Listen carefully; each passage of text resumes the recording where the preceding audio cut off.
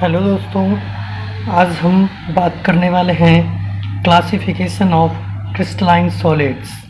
Classification of crystalline solids यह चार तरह के होते हैं।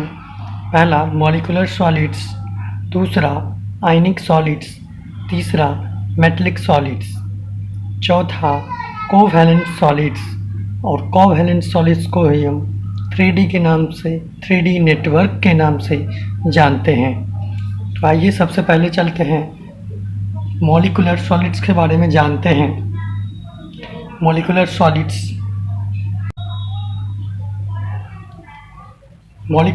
के बारे में जानते हैं। मॉलिक्यूलर सॉलिड्स तीन तरह का होता है। पहला नॉन पोलर वाले कंपाउंड, दूसरा पोलर वाले कंपाउंड, तीसरा हाइड्रोजन बॉन्डिंग वाले कंपाउंड। पहले हम नॉन पोलर वाले कंपाउंड की चर्चा करेंगे। नॉन पोलर वाले कंपाउंड में बाइंडिंग फोर्स, उनके मॉलिक्यूल के बीच जो बाइंडिंग फोर्स होता है वह वैन वाल फोर्स होता है और उसे लंदन फोर्स भी कहते हैं। नॉन पोलर वाले कंपाउंड का एग्जाम्पल H2, CO2 को कार्बन डाइऑक्साइड यानी ड्राई आइस के नाम से भी जानते हैं। इसके बाद P4 white, phosphorus white, urea etc. ये सभी नॉन पोलर वाले कंपाउंड्स के एग्जाम्पल हैं। अब नॉन पोलर वाले कंपाउंड्स के फिजिकल नेचर के बारे में बात करें तो वह सॉफ्ट होता है।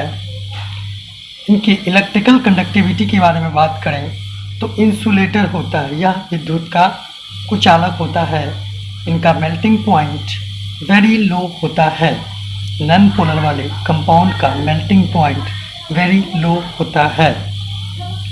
अब हम बात करेंगे पोलर कंपाउंड्स के बारे में।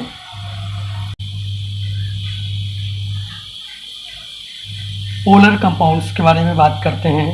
पोलर कंपाउंड्स यानी पोल वाले कंपाउंड होते हैं। इनके बीच बाइंडिंग फोर्स डाइपोल इंटरेक्शन होता है। एग्जाम्पल देखते हैं HCl hydrogen chloride, sulphur dioxide, ammonia. अब हम HCl को लेते हैं, एक ही कंपाउंड में ढेर सारे मॉलिक्यूल्स होते हैं। तो हमने HCl मॉलिक्यूल्स लिया, एक कंपाउंड में ढेर सारे HCl मॉलिक्यूल होंगे। यहाँ पे क्लोरीन ज़्यादा इलेक्ट्रोनेगेटिव एलिमेंट है, इस पे इलेक्ट्रॉन डेंसिटी ज़्यादा है, इसी कारण यहाँ पे स्लाइटली नेगेटिव चार्ज और हाइड्रोजन पे स्लाइटली पॉजिटिव चार्ज आया है। अब एक मॉलिक्यूल के बीच और दूसरे मॉलिक्यूल के बीच ये ज़्यादा इलेक्ट्रोनेगेटिविटी होने के कारण पॉजिटिव वाले से अट्रैक्ट करेगा और इन दोनों के बीच में यानी क्लोरीन और हाइड्रोजन के बीच में जो बाइंडिंग फोर्स लगता है, ये फोर्स जो लग रहा है यह फोर्स डाइपोल इंटरेक्शन कहलाता है। पोलर वाले कंपाउंड्स का फिजिकल नेचर सॉफ्ट होता है। अब इनकी इलेक्ट्रिकल कंडक्टिविटी के बारे में बात करें तो वह इंसुलेटर होता है।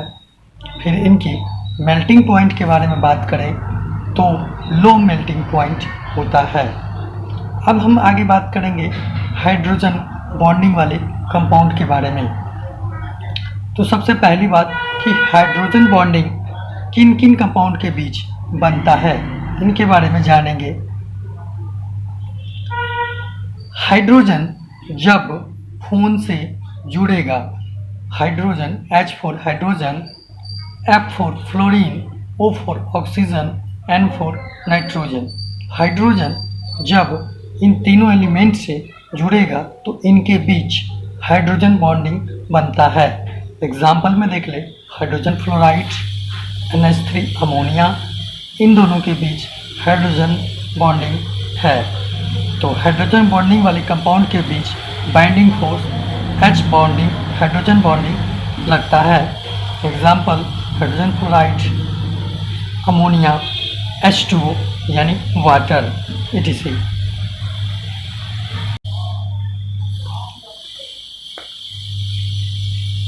अब हम हाइड्रोजन बॉन्डिंग वाले कंपाउंड का फिजिकल नेचर के बारे में बात करें तो फिजिकल नेचर इसका हार्ड होता है। इलेक्ट्रिकल कंडक्टिविटी के बारे में बात करें तो यह इंसुलेटर होता है। इनका melting point low melting point होता है। अब हम आयनिक सॉलिड के बारे में बात करेंगे। आयनिक सॉलिड का कंस्टिट्यूएंट पार्टिकल्स आयंस होता है, यानी आयनिक सॉलिड आयंस से मिलकर बने होते हैं। आयंस केटाइन और एनाइन होते हैं। आयनिक सॉलिड्स में बाइंडिंग फोर्स आयनिक बॉन्ड होता है। इनका example NaCl, lithium bromide, magnesium oxide, copper sulphate होता है। Ionic bond electrostatic attraction between cation and A9 के बीच लगता है, जिससे आयनिक बॉन्ड बनता है। आयनिक सॉलिड का फिजिकल नेचर देखिए हार्ड होता है बट ब्रिटल होता है। हार्ड यानी सख्त कठोर, बट ब्रिटल का मतलब भंगुर होता है, जिसे हथौड़े से मारने पर चूर चूर हो जाता है। अब इनकी इलेक्ट्रिकल कंडक्टिविटी के बारे में बात करें तो insulator in solid state but conductor in molten state और इन एक्वस सॉल्यूशन, यानी आयनिक बॉन्ड जो होता है सॉलिड स्टेट में ठोस अवस्था में यह सुचालक नहीं कुचालक होता है। आयनिक सॉलिड ठोस अवस्था में कुचालक होता है, लेकिन पिघले हुए अवस्था में इन मोल्टेन स्टेट और इन एक्वस सॉल्यूशन, पिघले हुए अवस्था में और जलीय घोल में यह कंडक्टर होता है, यानी सुचालक होता है विद्युत का। अब हम आयनिक सॉलिड की मेल्टिंग पॉइंट के बारे में बात करें। आयनिक सॉलिड का मेल्टिंग पॉइंट काफ़ी हाई होता है, तो इनका हाई मेल्टिंग पॉइंट होता है। अब हम जानेंगे मेटेलिक सॉलिड्स के बारे में।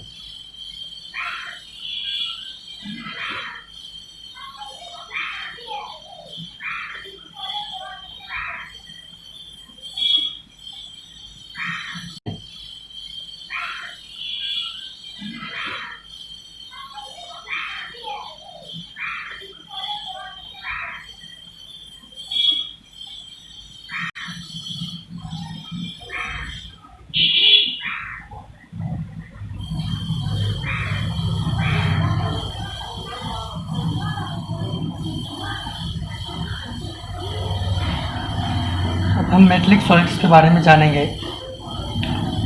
इनके बीच बाइंडिंग फोर्स मेटलिक बॉन्ड होता है। एग्जाम्पल देख ले, आयरन, कॉपर, अर्जेंटीनम यानी चांदी, मैग्नीशियम, एलॉयज यानी मिश्र धातु यानी पीतल, ब्रास, ये सभी मिश्र धातु हैं, क्रोमियम। इस तरह के मेटल्स जो हैं इनके बीच मेटलिक बॉन्ड बनता है।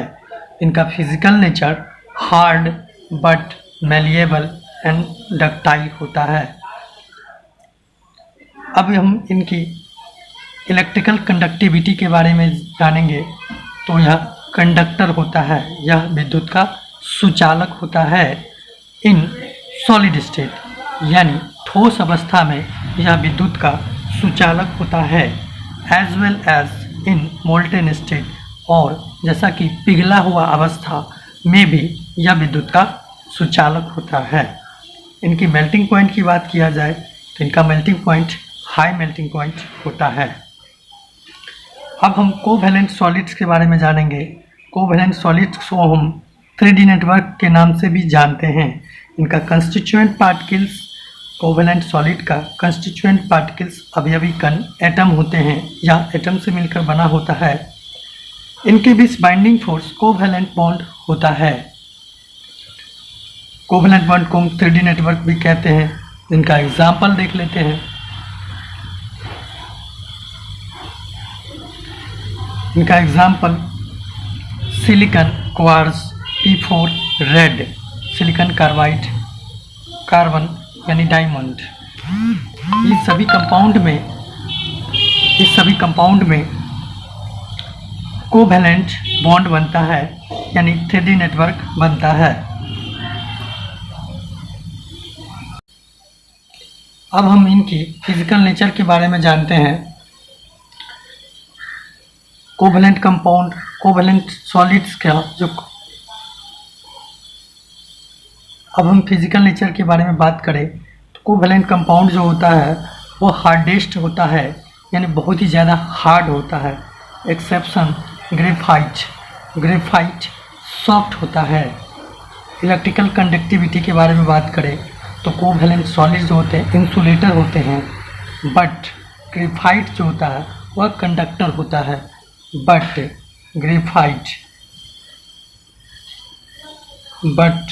ग्रेफाइट कंडक्टर होता है। मेल्टिंग पॉइंट की बात किया जाए तो एक्सट्रीमली हाई मेल्टिंग पॉइंट होता है यानी कोवैलेंट सॉलिड का जो मेल्टिंग पॉइंट होता है वो बहुत ही ज़्यादा होता है। क्रिस्टलाइन सॉलिड, तो इस तरह से क्लासिफिकेशन ऑफ क्रिस्टलाइन सॉलिड ख़त्म हो गया।